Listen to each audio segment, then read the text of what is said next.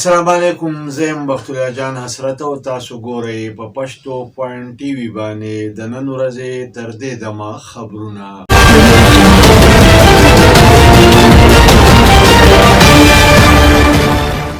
د ټولو اول سر خبرونه.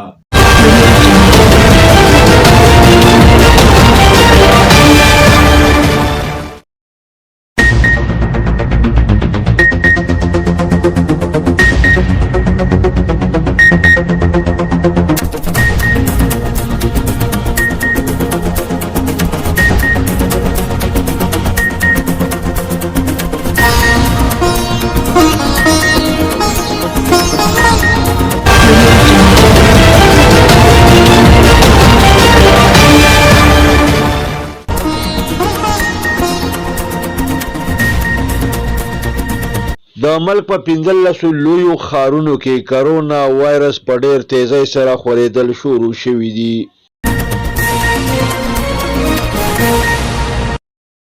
وزیر اعظم عمران خان د وفاقي وزیر سید فخر امام سره ملاقات کړی دی.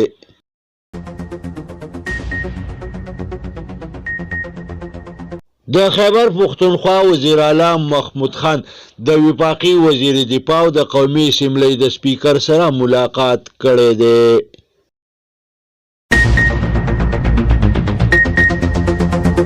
د پی ټی آی حکومت وفد په باچاخان مرکز کې د عوامي نیشنل پارټۍ د قیادت سره ملاقات کړی دی.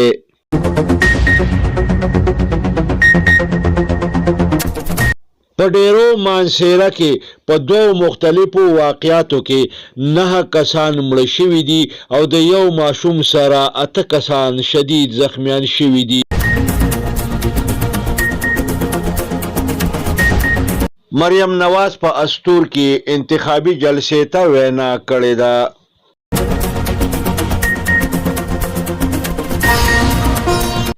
بلاول بټو زرداری په نګر کې انتخابي جلسې ته وینا کړې ده.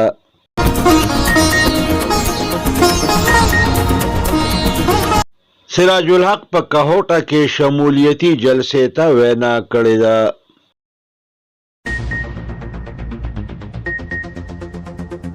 انجینیر امیر مقام په شیرګړ کې د میډیا سره خبرې اترې کړې دي.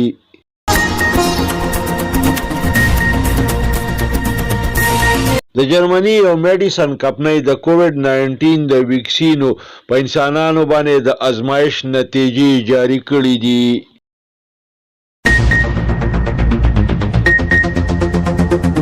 د اسلام آباد های کورټ د کراچۍ د سرکولر ریلوے په کیس کې پاکستان ریلوے او سند حکومت ته د توهین عدالت شوکاز نوټس جاری کړی دی.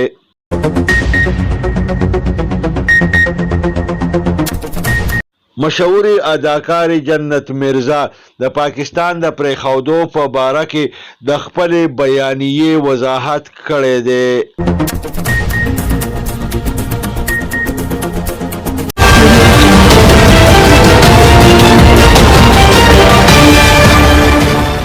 او اوس د دې خبرونو تفصیل.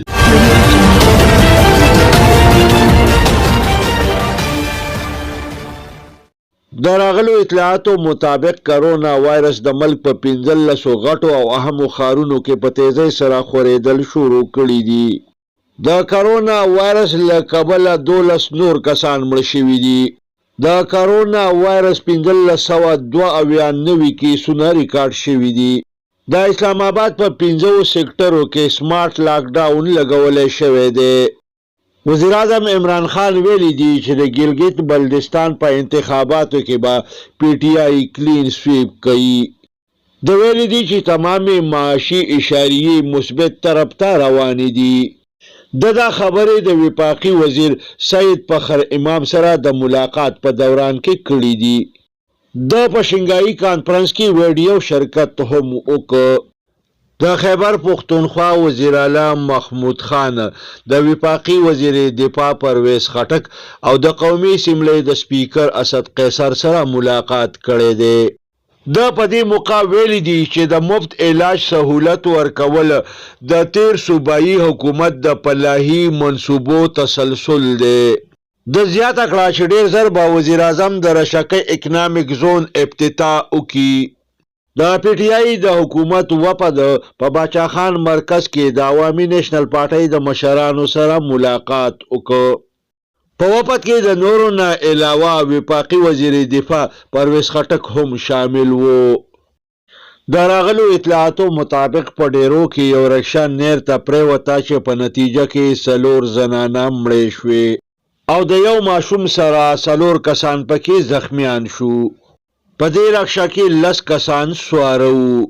د نیر نه مړي او زخمیان راوویستی شو. ټول زخمیان بهوش وو. بلې خواته د مانسیرې په شینکیارۍ کې یو جیب جوړې کندې ته پریوته چې په نتیجه کې 15 کسان مړه شو او 4 نور شدید زخمیان شو. د مسلم لیگ نون مرکزی سینیر نائب صدر مریم نواز په استور کې یو انتخابي جلسې ته وینا کړې ده. دی ویلي دي چې ګیلګت بلتستان د زمرو ځمکه ده کم چې د سرخ کته کولو عادت نه دي او نه څوک اخیستی شي. دې زیاته کړه چې همیشه بزدلان خلک خرڅیږي او سرخ کته کوي. دې مخکې ویلي دي چې د ګیلګت بلتستان خلک داسې خلک نه دی. د پیپلز پارټۍ مرکزی چیرمن بلاول بټو زرداری په نګر کې انتخابي جلسې ته وینا وکړه. د وی چې سلیکټډ ګیلګت بلتستان ته ګنده وزیران را لیږلي دي. د زیاته کړه چې دی به ډیر زر کورونو ته ولېږلی شي. د مخکې وی چې زه د ګیلګت بلتستان خلکو ته د حاکمیت حق ورکول غواړم. زما خواهش دی چې د وزیر اعظم انتخاب د ګیلګت بلتستان د نمایندګانو په اوټونو باندې ممکن شي. د جمهوریت اسلامي مرکزی امیر سینیټر سراج الحق په کهوټه کې شمولیتي جلسې ته وینا کړې ده. د ویلي دي چې پی ډی ایم او پی ټی آی ادارې متنازعه کوي. د زیاته کړې ده چې د خاندانونو او د خاصو کسانو پارټۍ څنګه دا دعوه کوي چې دوی د جمهوریت د بحالۍ دپاره کار کوي. د مسلم لیگ نون خیبر پختونخوا صدر انجینیر امیر مقام په شیرګړ کې د ایم پی ای جمشید خان په استوګنه کې د میډیا سره خبرې اترې کړې دي. د په دې موقع باندې ویلي دي چې پاک فوج صرف د پی ټی آی نه دی بلکې د پورا قام فوج دی. د زیاته کړه چې څومره پی ټی آی د پاک فوج احترام کوي دومره احترامي مونږ هم کوو. د مخکې څه دارنګې خبرې وکړې راځئ چې وی ګورو. فوج کې بل دا ټول خلک مونږ دغه یو خلک څوک په فوج کې څوک په بل شي کې په حیثیت مونږ پاکستانی یو.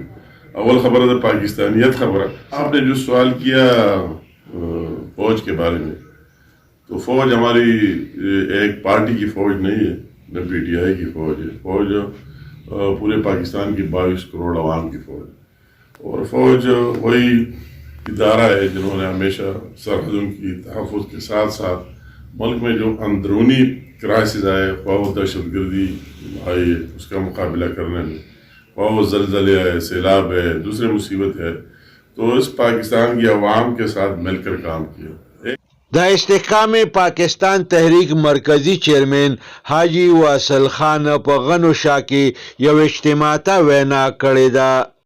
د په دې موقع باندې ویلي دي چې د دې تحریک د عوامو په ادارو باندې د اعتماد پیدا کولو کوشش کوي. د زیاته کړې ده چې په پاکستان کې یوه اداره هم داسې نشته چې هغه عوامو ته نقصان ورکوي. د مخکې څه دارنګې وینا کړې ده. نن به تاسو اورئ چې په ادارو پسې چې کوم دی نو چند خلک داسې په دې ملک کې راوچت سوي دي چې په ادارو پسې چې کوم مرداباد اواز کوي. لیکن لږ سوچ وکړئ لږ فکر وکړئ چې دا ادارې چې دي دا څوک دي عزتمندو. دا عزتمندو دا زمونږ بچي دي سم پلاران دي سم چې کوم ورونه دي او عزتمندو د لا اله الا الله ورونه هم دي او دغه شان زمونږ ټول چې کوم پاکستاني دي او دا د پاکستان دي او دا د قوم بچي دي او قوم د دي او قوم د قوم نه دي او قوم چې کوم د دین دی. نو عزتمندو ولې چې کوم نه زه په خپل ادارې پس چې کوم مرداباد आवाज وکم نو استحکام پاکستان تحریک ټول ادارو ته زنده‌باد وای او د زړه چې کوم ته زنده‌باد وای. ولې عزتمن دیر ته هم زه وضاحت وکم تاسو ماته وښایئ چې کومه یوه داسې اداره ده چې هغه د دې دپاره جوړه شوې ده چې هغه د عوامو له چې کوم نو نقصان ورکړي. د جرمني د دوایانو تیارونکي یو کمپنۍ د کووډ 19 د ویکسینو په انسانانو باندې د ازمایش نتیجې جاری کړې دي. وایي چې د دې ویکسینو په تیاری کې د ترک نژاد ښځې او خاوند ډېر اهم رول لوبولی دی. دا ښځه او خاوند دواړه ساینسدانان دي.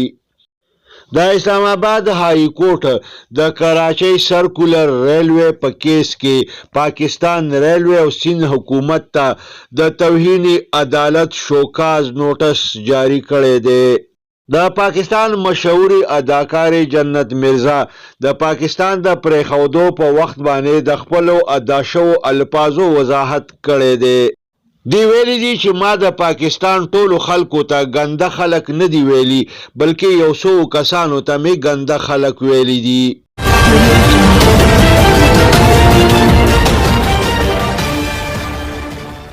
دې سره د نن ورځې خبرونه پای ته رسي. ښاد او آباد اوسئ.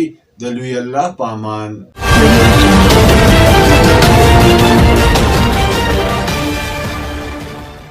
کتونکو پښتو فاین ټي وي سبسکرایب کړئ، د ټلۍ په بټن ګوته کېدئ او دغه رنګې دا خبرونه کتل د خپل ژوند معمول وګرځوئ.